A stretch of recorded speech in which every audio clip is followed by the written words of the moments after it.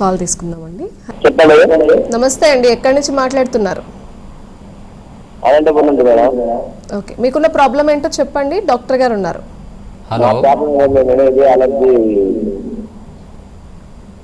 అస్తమానం జలుబు చేసినట్టుంటాయి, తుమ్ములు వస్తుంటాయి. ఓకే. ముఖం అంతా నల్లగా, కళ్ళ కింద చర్మం నల్లగా అవుతుంది సార్. ఓకే, మీ మీ సమస్య గాలి పడకపోవటం వలన వస్తుంది. మీరు ఎక్కడైతే తిరుగుతున్నారో అక్కడ ఈ గాలి మీ మొహానికి తగిలితే దానికి ఎలర్జీ వచ్చి మొహం నల్లగా అయిపోతుంది. దాన్ని ఎయిర్ బోర్న్ కాంట్రాక్ట్ డెర్మటైటిస్ అంటారు.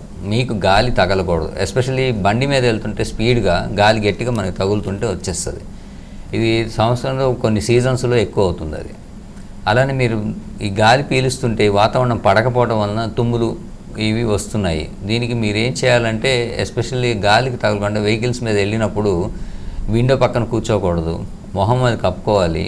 ఎస్పెషల్లీ హెల్మెట్ లాంటివి బైక్ మీద వెళ్తున్నప్పుడు పెట్టుకోవాలి. గాలి తగిలిందంటే వస్తుంది. దుమ్ము తగలకూడదు, చలి ఇలాంటివి తగలకూడదు. కొంతమంది యాక్చువల్గా పొలం పనులు చేస్తూ ఉన్నప్పుడు అక్కడ పొలాల దగ్గర గడ్డికి హే అంటారు. ఈ గడ్డి కలుపు తీసేటప్పుడు వాటికి పూలు ఉంటాయి.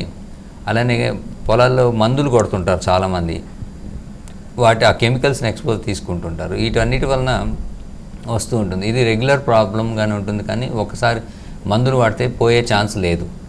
సో మీరేంటంటే జాగ్రత్త ఎలా తీసుకోవాలి అనేది తెలుసుకొని స్టెప్ బై స్టెప్ అవి కంపల్సరీ ఫాలో అవ్వాలి. అవి రాకుండా కొన్ని మందులు అవైలబిలిటీ ఉంటాయి, అంటే ఎలర్జీకి కంట్రోల్ చేయడానికి. ఆ మందులు రెగ్యులర్గా లాంగ్ టర్మ్లో మీరు వేసుకోవాల్సి ఉంటుంది.